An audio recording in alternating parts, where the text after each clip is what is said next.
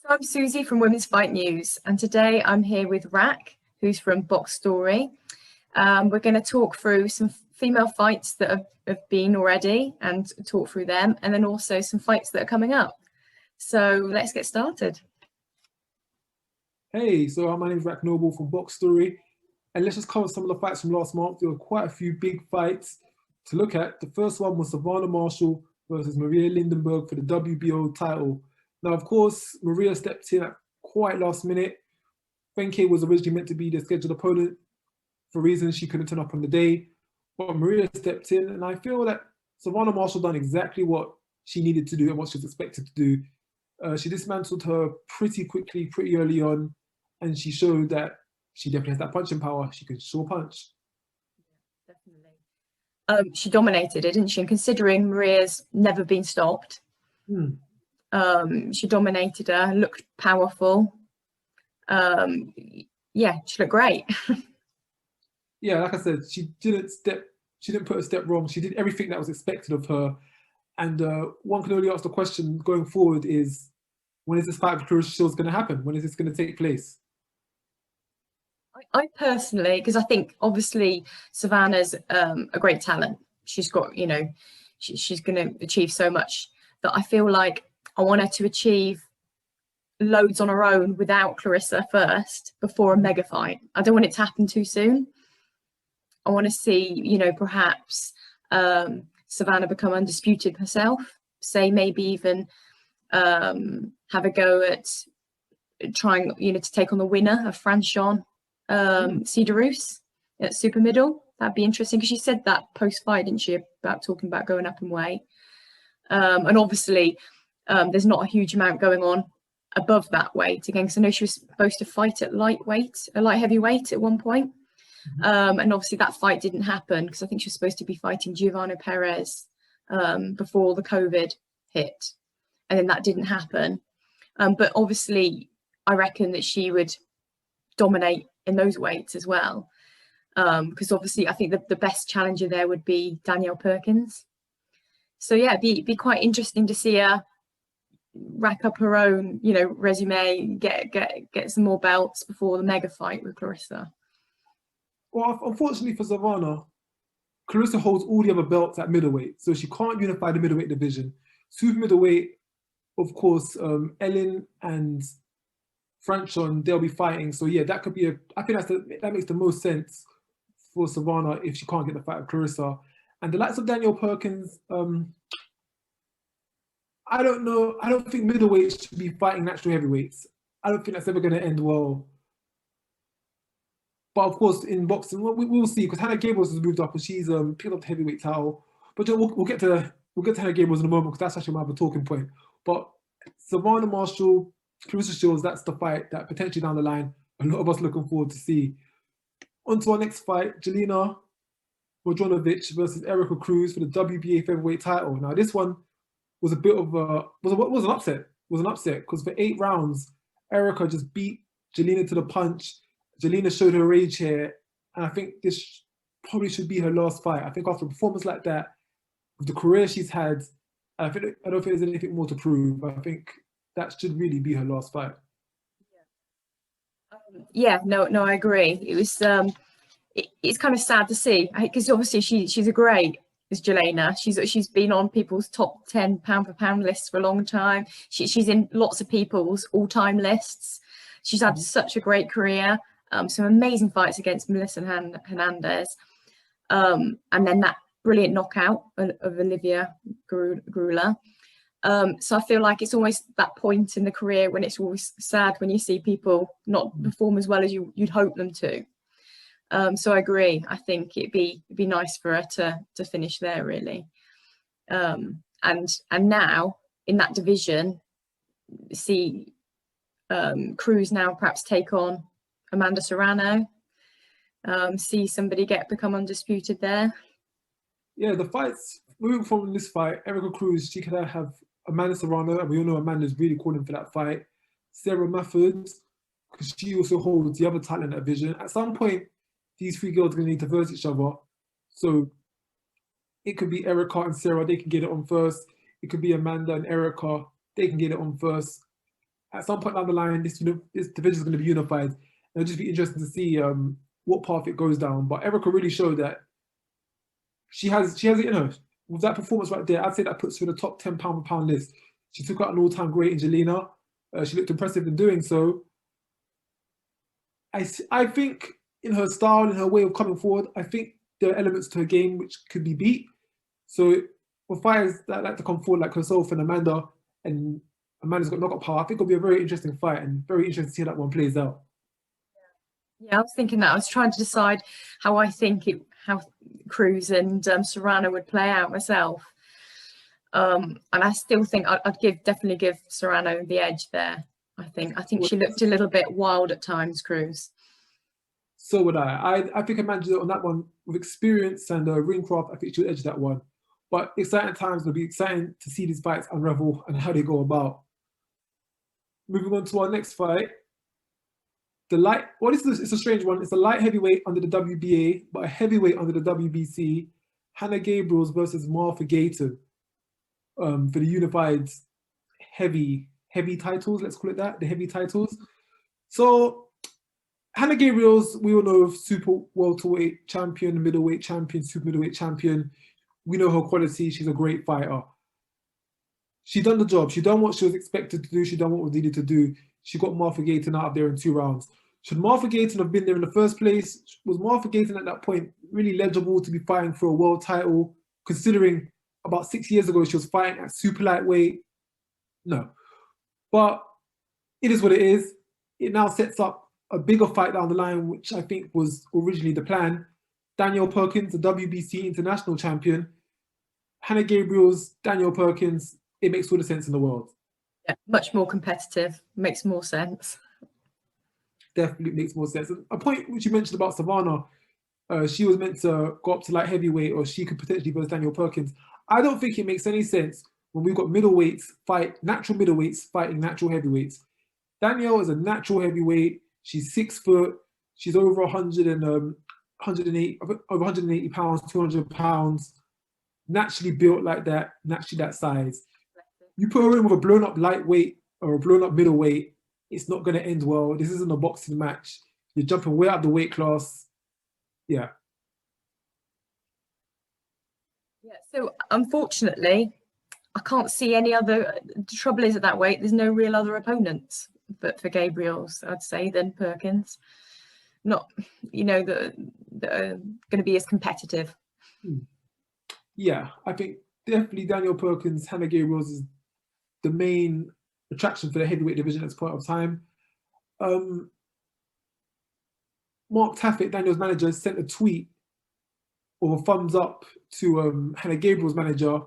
So maybe they've got something down the pipeline. Maybe they're in talks and they've come to some agreement, but we'll see it down the line. But I definitely think everyone who's involved in this knows what's going to happen next. I think maybe it's just a matter of time before they come out of the news. But yeah, that'll be a good one to watch out for. Hanna Gabriels versus Danielle Perkins for the heavy titles of the women's division. Another big fight we had last month, which I think caught a lot of the boxing world's attention, not just female, the males as well. Katie Taylor versus Natasha Jonas for the Undisputed Championship. So that was a great fight. It was. I think Natasha definitely showed that she is at that level, she can compete. And I don't question that she'll become a world champion before her career is over. I think it's just pending. She's had tough fights the whole way through. She's been your way through in these title fights. And I think it's just a matter of time before she gets that call up to be the home girl with a winnable world title fight. Although, definitely Natasha Jonas impressed me because, she just keeps stepping up. But actually Taylor, I think, impressed me because I felt like she is almost stepped up for Natasha here, which shows the respect she's obviously got for her and having they've met before, obviously. I felt like she was sharp, she was strong, and I felt like, although it was a competitive fight, I did feel like Taylor did get most, a lot of the rounds, and I feel like it was a lot.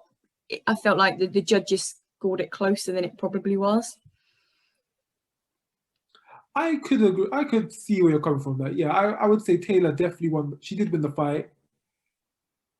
Jonas was competitive. She did push her to the end. She did have her moments, but yeah, Taylor did win it. You could argue, give or take a few more rounds in Taylor's favor, you know. But at the end of the day, when it was such a good fight like that, people aren't going to really contest it too much. People are going to say, do you know what? It was a really good fight. Both girls done their hearts out.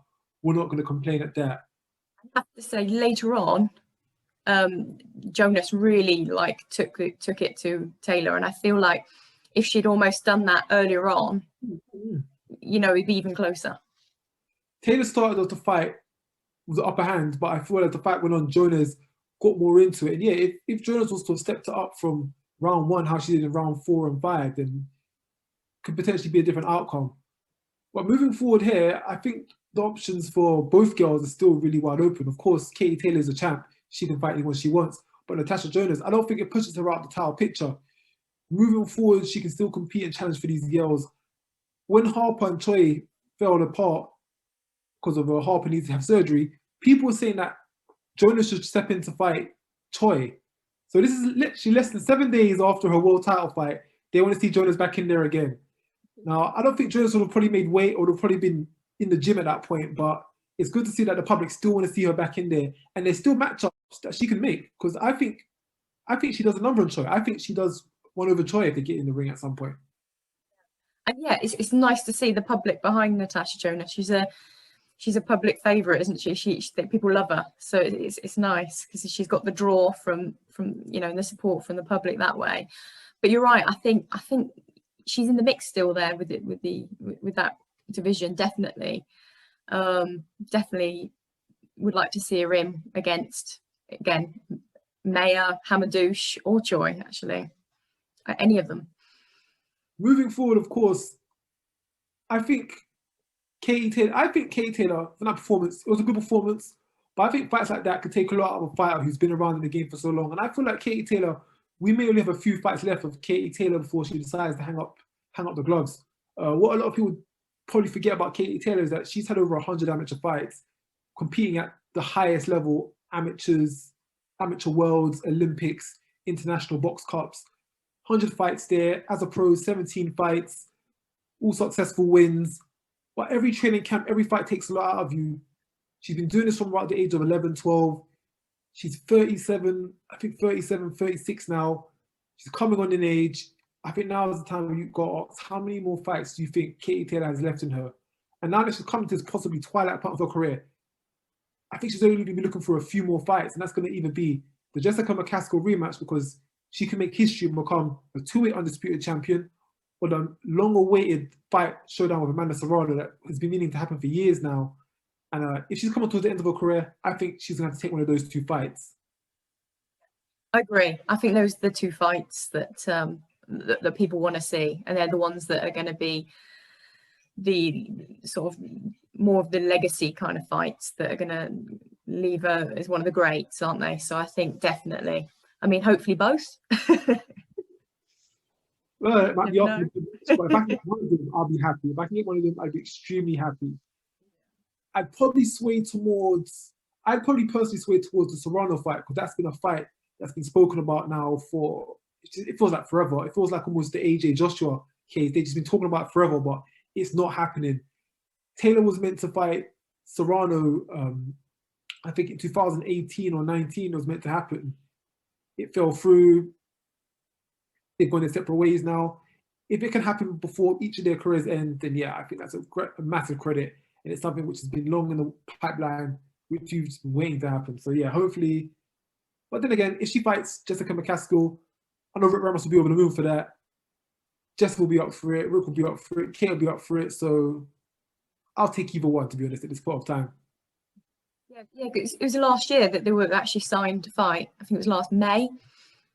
And then with all the COVID and everything, that's why it ended up getting cancelled. And then it was meant to be in then Eddie's Garden.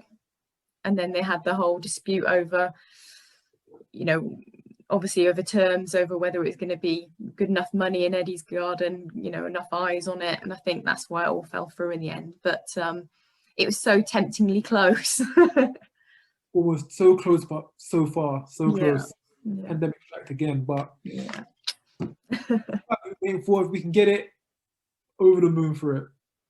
So those were some of the biggest fights that we saw last month. And of course, moving forward to next month, we've got more fights coming up. One of the talking points that I wanted to touch on was the Choi and Harper cancellation of their super featherweight unification clash. And that was quite gutting because I was really looking forward to that one. Yeah, no, definitely. It's going to be a massive fight. Definitely saw Harper winning this one and getting another belt and heading towards Undisputed. I'm gutted for her actually, because I think she must have been so disappointed. And I actually interviewed with Sasha Steffi Bull yesterday, so I've not released the interview yet, but he was saying how it was just you couldn't write it. The fact it was the last spar, and it was literally the last 20 seconds of the last spar of the camp. Cliche. But he thinks, well, you know, these things happen, and maybe it would have happened actually in the fight, and would have been, you know, that would have been bad. So he just thinks, right, well, that was meant to have happened. So let's move on. And she's young, so let her heal. And then obviously they still set on Choi, so they're hoping that it's just a case of it just gets delayed a few months, or hopefully to the end of the year, and back on with Choi. Because the other champions, of course, Michaela Mayer holds the WBO title. Yeah. And Mavia Hamadou, she holds the IBF title. Yeah. I would love to see other promoters get in there and start making some of these fights and unifications happen, because I feel like it's Eddie Hearn Matchroom that are really pushing this the most. Michaela Mayer is not fought in a bit of time, and neither is Hamadou. So these two fighters, they could be getting together now and doing their unification on their side. Because why ever not? Yeah, it's strange, because I think it was due to happen, and then each side have blamed each other for it not happening. So I'm not entirely sure what's actually happened now. Other than Mayer's gone on and she's getting herself another fight, which I don't blame her, because she needs to keep busy. The politics of boxing, never fully know what goes on behind the scene. Another interesting point over the last few months: tag team match, Rick Ramos and Jessica McCaskill versus Mary McGee and Callie Reis. They've had a bit of an online conflict going back and forwards. The girl, Mary, Callie, they want a piece of Jess. I don't think Jess is too interested in having a piece back of them. Jess is, of course, interested in the Katie Taylor fight, a fight with Clarissa Shields potentially. She wants the big fights, but the girls in the super lightweight division, they're saying, hey, the same way brackets gave you a chance to step up and have a big fight, give us a chance and have a big fight. And there seems to be a bit of back and forth going on. I think even the other day, Mary McGee was still releasing content going against the Chicago camp. So it's interesting to see where that one will go. Yeah. I mean, I've tried to sort of steer away. I've seen it in the sort of the background, but tried to steer away from it a little bit, because I mean, a lot of it with Rick Ramos, he's a little bit cheeky. He knows what he's doing. He knows how to play it, and he knows how to he knows it gets. I've seen him write it before. He knows that if you write something really nice, you get no one looking at your tweet or your messages on social media. You write something controversial or a bit, you know, on the edge, you get a lot more attention, and he gets more attention on his fighters. I mean, good or bad, you get the attention, you raise your profile. It's not silly. So I think sometimes a lot of it's just a big wind up from him to just to get some more attention on the division, really. Rick knows what he's doing. Yeah. Rick knows what he's doing. And I definitely think he's gotten to the likes of Mary McGee and Callie Reis in getting their attention and getting them talking and getting the Twitter fingers tweeting away. But it'll be interesting down the line to see where this goes to, because of course they're both world champions at 140 pounds, and Jessica McCaskill, of course, she needs an opponent. She's not going to fight brackets again, because that's just becoming a once every month thing now. Katie Taylor hasn't really shown much interest in who she's going to fight next, so that's a bit up in the air. Clarissa Shields is off to MMA. So one of these girls, it makes sense that Jess could step in the ring with them. Of course, for them, it's probably a fight they don't really want, because they're looking for the big fights, but you never know what way it's going to go. They've definitely got a claim to say, we want to take a shot at the welterweight champion because we hold a super lightweight title. Personally, I'd quite like to see Callie Reis take on McCaskill, because because she fought Breakus before, and lots of people felt she beat Breakus. You know, she was the first person to knock her down. So I feel like, you know, she's already been there, Kaylee, you know, and looked good against Breakus. So it'd be quite nice now to see how McCaskill and her match up. Interesting. It just goes to show what a bit of online, what a few tweets can do. A few tweets, a few interactions, it can just set the world ablaze. Next thing you know, you're in the ring with that same person. So interesting times. Like I said, McCaskill's camp, they're looking for an opponent, holding up for Taylor. May or may not happen. They'll be willing to take on other options. So we'll see for that one. Another fight, which is, well, been officially made to go through. Franchon Cruz versus Elin Cederroos for the Undisputed Super Middleweight Championship. And I think that's a really good fight. And I'm even more happy to see that it's been put on Triller. Yeah. Thriller, whatever they call it. It's been put on there because we were saying for the last show that there was no females on the cards. It's meant to be a modern day, new age kind of boxing show for the everyday viewer, but there's no females on the cards. And I think someone like Franchon, with her image, with her persona, with her fashion, she definitely captures of today's day and age, her bright personality, her singing. Yeah, I couldn't think of a better fighter. Pretty much fit inside the thriller makeup molds. Definitely. She loves all her, you know, the entertainment, the theatre of coming in with her outfits, and definitely. And I'm so excited for her because I feel like, you know, she's been through the mill a bit, hasn't she, the last sort of year or so, what with, you know, fighting and losing to, the, you know, Jimenez, who was actually turned out to be a drug cheat, and then getting her belts back and having to go through all the drama of that. So I feel like I'm glad that she's had the fight in January, looked great doing it, and now she's got this big fight. I'm pleased for her. Yeah, it's one of the ones. It's quite a bit of perseverance, a lot of going on behind the scenes, but she persevered. She's got here now. She's getting her big fight, undisputed fight as well. I don't think many of us know pretty too much about Elin Cederroos. She's fighting out of Sweden. She beat Alicia Napoleon for WBA title. She went over to America and she took the title from her. So that's a good win to have in her resume. Not too much information about her, but she beat Alicia, so she must be more than credible. So this will be an interesting fight. And I feel a lot of female fighters in this day and age, they're going towards the undisputed route to bring clarity, to bring the fact that they are the best to the attention of everyone. So this will be a good fight. I think it definitely fits the occasion for the thriller cards of Teofimo Lopez's undercards. Yeah, it's going to be a great night of boxing that night. It will be like how I say, or like saying with the Chisora Parker cards, having a big female card on the undercard of big male cards as well. It just brings in more fans. It just brings in more attention. If the fight lives up to expectation, it's a good fight. People remember Elin, people remember Franchon, and then the market just grows and grows and increases and increases. And Thriller's putting on big cards, and Teofimo Lopez Cambosos is going to be a big night. So women's boxing will grow then again. And touching on that, I think that's a really good move by Thriller. I think for this day and age, for women's boxing, for boxing as a whole, I think that's a really good move. Putting a big female fight on the undercard of one of your big fights, because it then just draws an attention. I've noticed on quite a few of the DAZN shows. No, tell a lie. I've noticed on all of the DAZN shows, you don't really see many female boxing fights. We saw the Billy Joe Saunders Canelo fight last weekend. There wasn't one female fight on the card. And just by having one fight on the card, even if it's the first fight on the card where there's not letting anybody in the arena, even just having it there, it does a lot for the sport of women's boxing. It does a lot by just putting it out there, just putting it on that stage.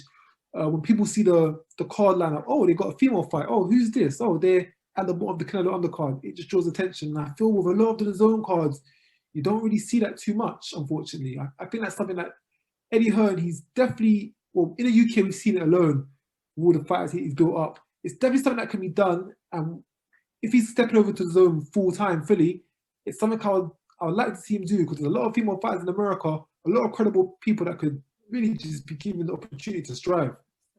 Yeah, I think he obviously got a lot of British fighters, but British female fighters. It'd be nice to see him expand. I mean, he has got other fighters, but to expand it even more internationally, like you say, and get some fighters from different countries, so that when he puts on cards in the different countries, he's got those females to put on, like you say.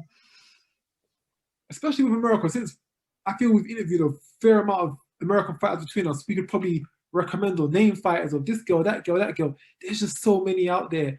And a lot of the fighters in America, a lot of the female fighters hold world championships, but their publicity is so under the radar, you have no idea almost who they are. And it's like, hey, you could use them to headline a show. You don't even have to build them up. They've already got the world championship.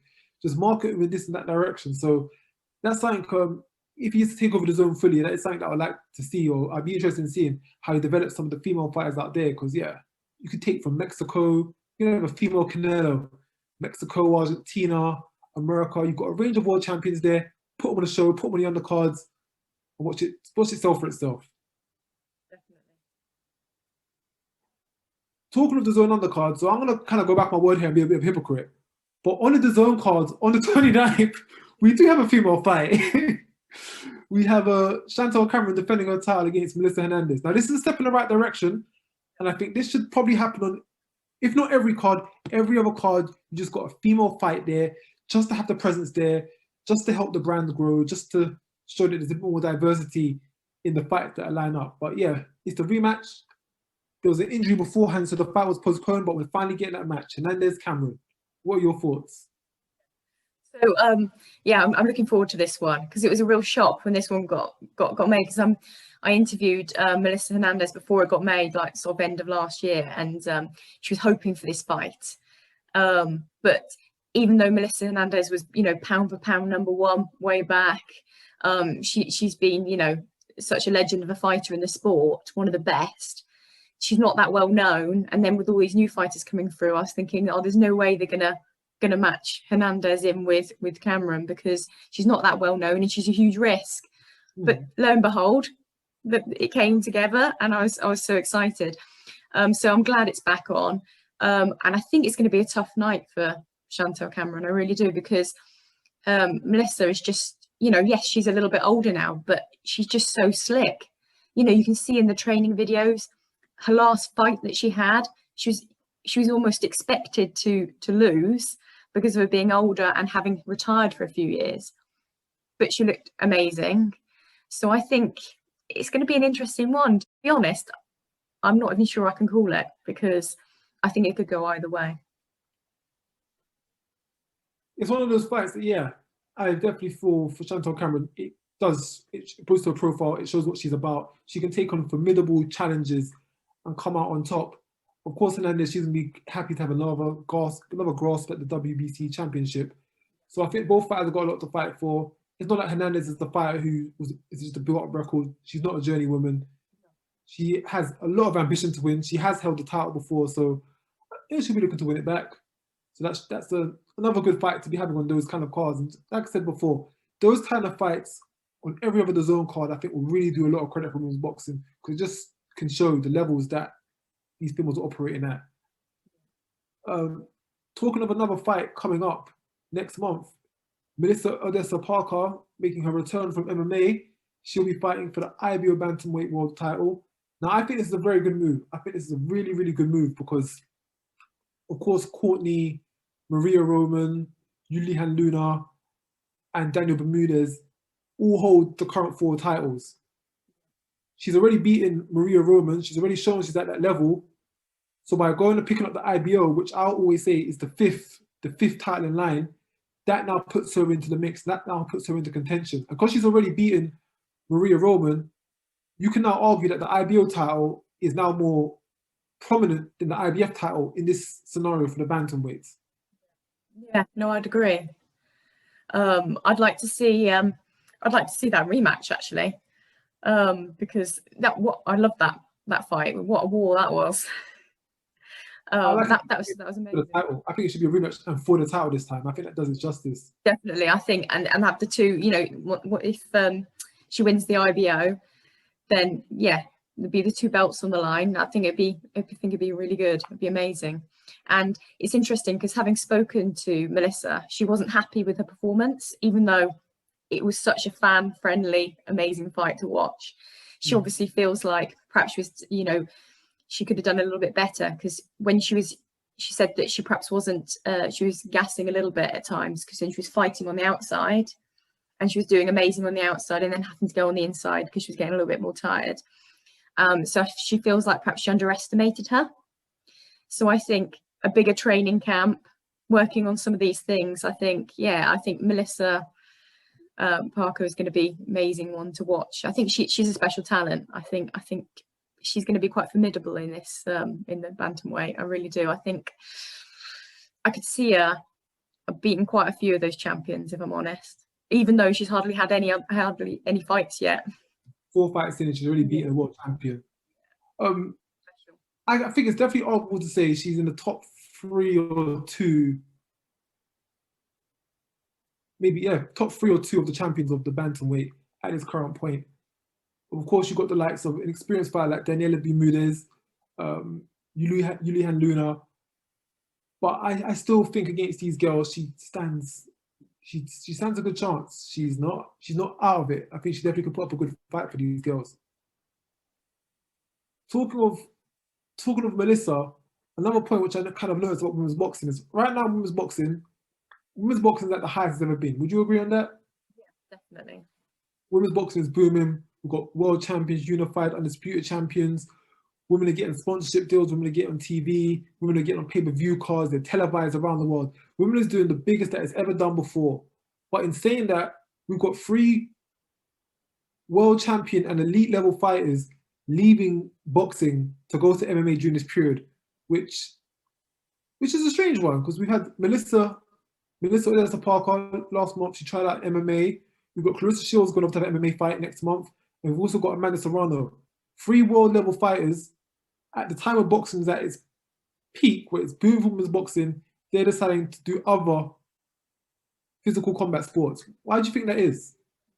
I mean, obviously, Clarissa's been quite vocal about why she's wanted to go across, because she feels like there's a lot of sexism in boxing. Perhaps the platforms haven't been willing to put her on. The money hasn't been there. So, you know, she wants to go where perhaps she can get a bit more money, a bit more respect that way. However, I also feel from Clarissa's point of view, she's young, and she's athletic. You know, why not try something else? And she can do it at the same time, then good for her. So I think for her as well, it's not just that, you know, she's an athlete, she's competitive, she wants to try something else. I mean, she's dominating boxing, so why not have a new challenge? With Melissa, when I interviewed her about MMA and spoke to her about MMA, she's been doing MMA for quite a while, training for it, and I believe she's done some amateur fights. And from talking to her, it feels like it was not so much to do with money and the change in sport for money, but she genuinely loves MMA as well. She fell in love with it when she started training for it. So for her, it's a case of she just loves the sport, so that's why she wanted to have a go at it. Amanda Serrano, I think, again, she's someone who strikes me as very competitive, wants to be the best at everything, wants to try everything, because she's not just doing MMA, she's doing lots of other things. I mean, she tried out the wrestling, and I think there's other sports she's tried out, and she wants to just be the best at everything and have a go at everything. Jiu-jitsu, wrestling, MMA, boxing.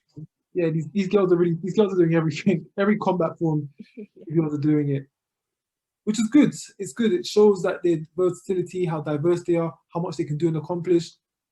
But I think also that still just goes to show with women's boxing, it's come a long way, but it's still not fully there just yet.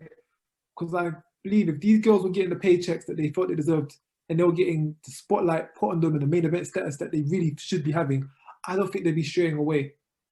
Clarissa, as we know, she says boxing doesn't pay as much for women as she believes it should. It doesn't put her on the show like they believe they do. She should.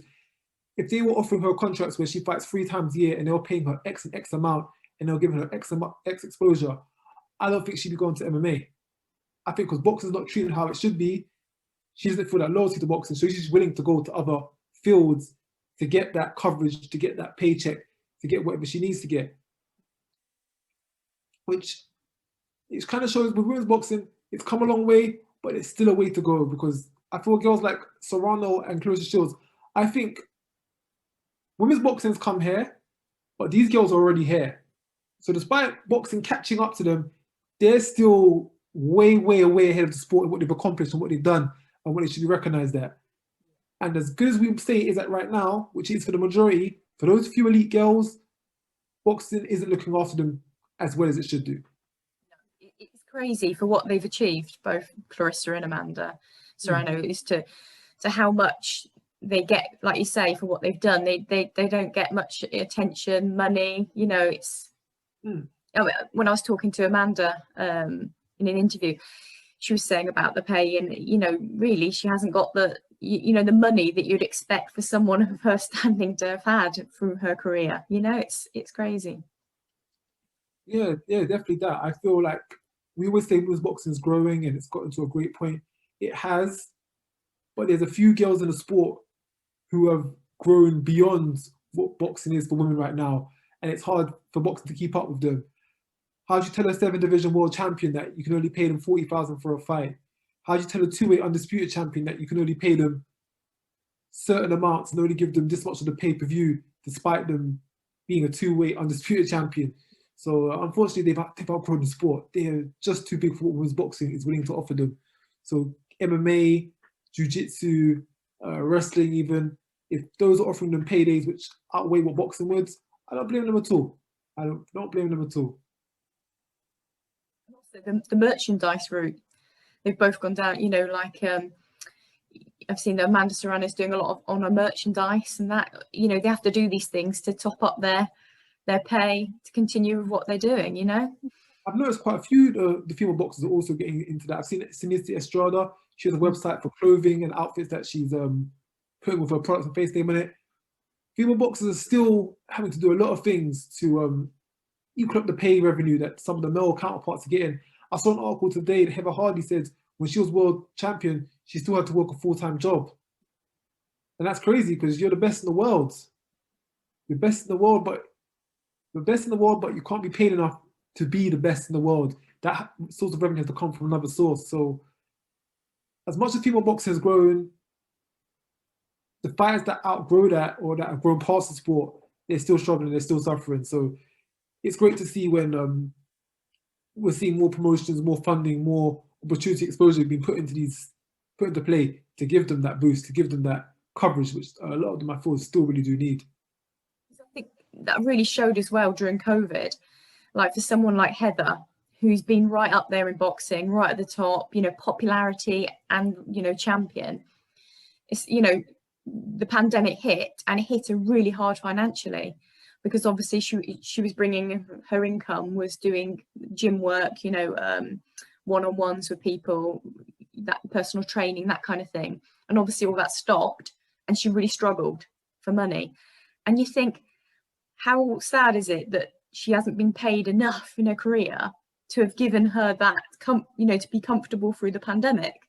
It's crazy. You know, she's one of the leading people in the sport, and yet the pandemic hits and she's struggling financially. It just shows that she didn't get paid enough in her career.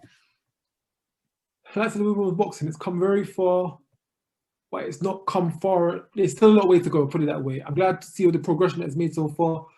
Still a lot more to go, still a lot more to come.